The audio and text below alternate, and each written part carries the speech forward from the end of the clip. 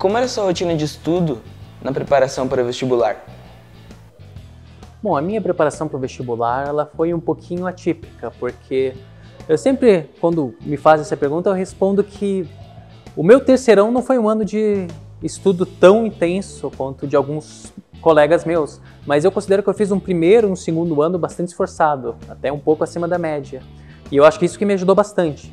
Então eu aprendi bastante coisa no primeiro ano do ensino médio, aprendi mais ainda no segundo ano do ensino médio, e no terceirão eu usei para reforçar o que eu tinha aprendido e para tentar superar aquilo que estava as minhas fraquezas, aquilo que ainda estava meio capenga. Então, basicamente, no meu colégio as aulas eram em período integral, de manhã e de tarde. Eu focava o máximo possível de atenção nas aulas, procurava manter o ritmo do professor, fazendo os exercícios sempre que possível, durante as aulas mesmo, e daí chegando em casa eu revisava toda a matéria do dia e tentava pelo menos dar uma passada de olho na matéria do dia seguinte, para não ficar perdido na aula.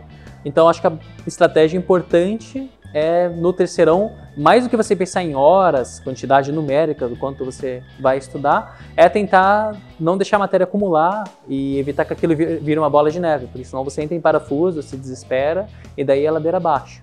Eu acho que essa estratégia, você pelo menos tentar compreender a matéria do dia e tentar, às vezes, até adiantar um pouquinho, ficar sempre de olho no que vai ser dito a seguir, ajuda bastante. E, para quem ainda está no primeiro ou segundo ano do ensino médio, ajuda bastante tentar focar desde já, mesmo que você não saiba ainda o que vai fazer no vestibular, ajuda bastante quando você chegar lá na frente no terceirão. Quais as principais aptidões que um estudante deve ter para se tornar um bom acadêmico em medicina e um bom médico? Eu acho que a principal característica, independentemente, seja para medicina, seja para qualquer área, é a dedicação. Porque a faculdade é um período de crescimento pessoal, tanto pessoal quanto intelectual, muito importante. É aquela fase que você deixa de ser adolescente e vai se tornando adulto.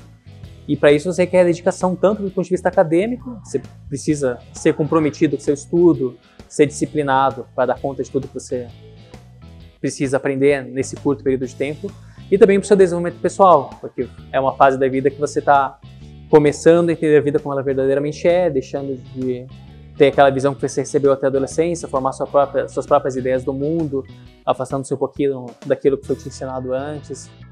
E eu acho que você se dedicar ao máximo possível a tudo que está ao seu redor nesse período da vida é importante. Mas especificamente na área da medicina, eu acho que a palavra certa seria tato. Você tem que ter tato com as pessoas. Você tem que saber que você está lidando com pessoas enfermas, são as pessoas no momento em que elas estão mais precisando de ajuda, e o que ela menos precisa é de uma pessoa mal-humorada, uma pessoa rabugenta, uma pessoa que não entenda aquilo que a pessoa está sofrendo. Por mais que às vezes seja difícil, você mesmo tem seus problemas pessoais e tudo mais, a característica fundamental de um bom médico, um bom acadêmico de medicina é saber deixar isso de lado, construir essa parede, esquecer um pouquinho de você mesmo e mergulhar na outra pessoa. Fazer o possível para dentro daquele momento de dificuldade fazer o seu melhor para ajudar. Eu acho que esse tipo de comprometimento, tanto no aspecto acadêmico, estudantil, quanto no aspecto de interpessoalidade, é o que separa o bom médico dos demais. Conta pra gente, como conseguir ter sucesso na vida acadêmica que é tão corrida e exigente?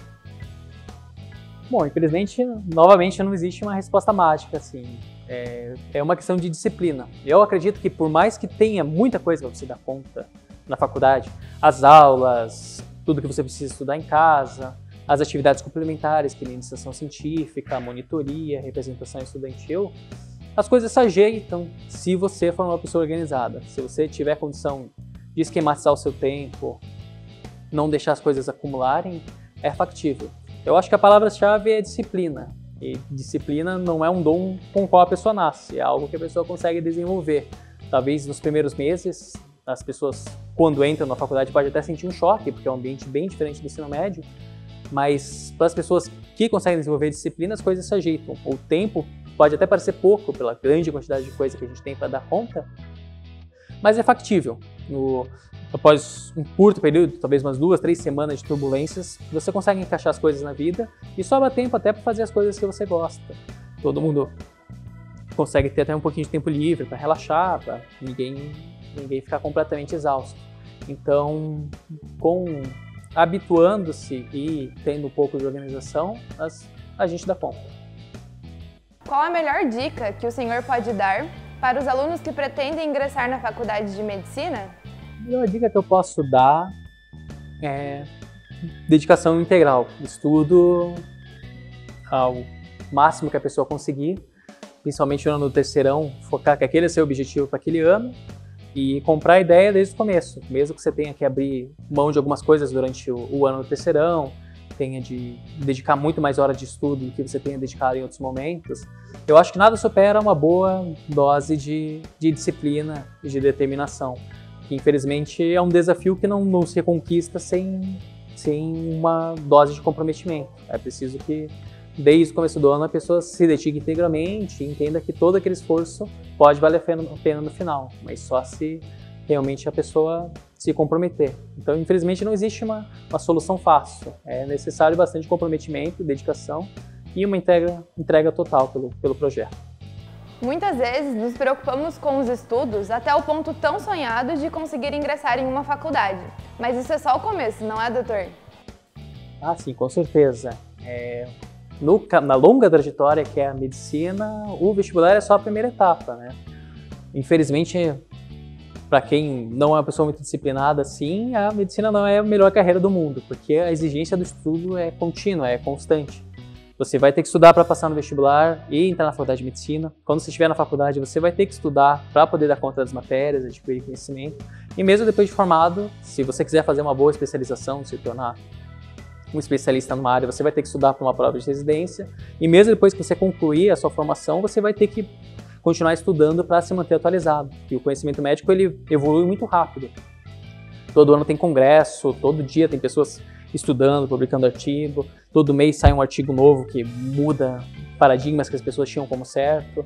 Então, a vida da medicina é uma renúncia constante. Você vai ter que abrir mão de muitas coisas, muito do seu tempo livre para se aperfeiçoar continuamente. Não é só o vestibular e acabou. É um processo em que o vestibular é só o primeiro degrau. Mas realmente vale a pena, para quem realmente se sente inspirado por essa profissão, as coisas se ajeitam naturalmente e acabam dando certo. Quais são os maiores desafios da carreira de um médico? Acho que os maiores desafios, em primeiro lugar, seria fazer o seu melhor dentro daquilo que te é oferecido. Porque, principalmente para quem vai estar na área pública, no SUS, os recursos são limitados, né? E as exigências, as demandas das pessoas são muitas. Então, você tem que fazer o possível para, com o pouco que as pessoas te dão em termos de insumos, você deixar as pessoas satisfeitas. Eu acho que esse é o maior desafio. Não só do ponto de vista do SUS, da saúde pública no nosso país, mas mesmo na saúde privada, ninguém esbanja recursos hoje em dia. Então, o verdadeiro desafio do bom médico é, mesmo sem ter uma estrutura de ponta, obter resultados satisfatórios, deixar os seus pacientes satisfeitos e ajudá-los a recuperar a saúde. Outro desafio, eu acho, que é manter um interpessoal bom. É o grande desafio, você ter uma interpessoalidade. Como eu já comentei, mesmo que você tenha problemas pessoais, você tenha dificuldades às vezes, fique chateado, quando você está lidando com seus pacientes, você tem que saber superar tudo isso para não descontar isso nas pessoas, porque isso é uma fonte frequente de problemas que a gente vê na nossa profissão, né? Aqueles colegas que maltratam os pacientes, que não atendem direito. Isso é péssimo para eles, é péssimo para o paciente, é péssimo para a reputação da profissão, ninguém sai satisfeito.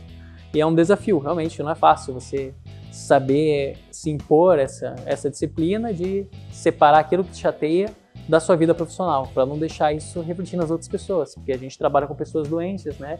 E justamente quando o ser humano está mais enfermo, é que ele mais precisa da sua compreensão e da sua paciência. E por fim, eu acho que outro desafio é manter-se sempre um médico atualizado e um médico competente.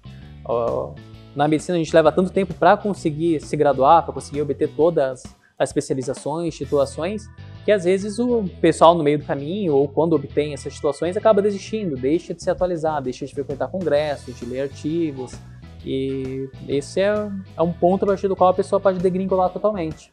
O importante é manter essa disciplina de estudo que a gente tem lá desde o começo da faculdade, para se manter sempre um bom profissional e garantir que você não vai ficar desatualizado, que vai te deixar para trás de todos os demais médicos e prejudicar você e seus pacientes.